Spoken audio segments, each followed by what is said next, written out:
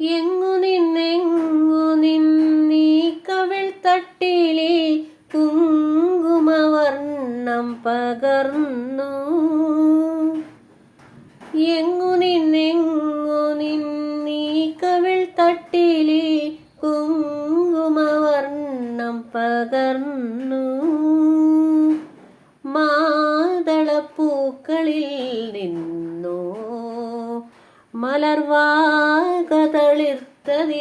നിന്നോ